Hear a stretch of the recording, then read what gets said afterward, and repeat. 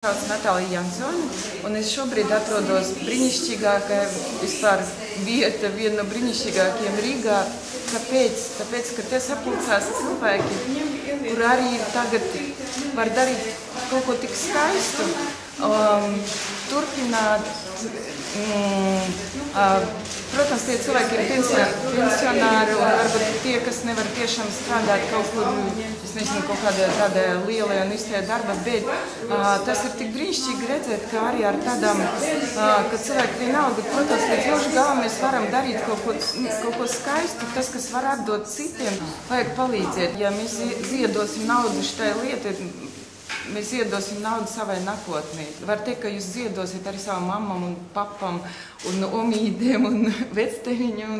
Un tas ir, es nezinu, liekas, tā ir svēta lieta. Un, ja palīdzēsim, es domāju, katrs cilvēks, kurš palīdzēs, jutīsies labāk. Un tas atnāks atpakaļ noteikti. Jūs tagad palīdzēsiet un kāds palīdzēs arī jums, kad jūs nonāksiet pie 130 gadu vecuma.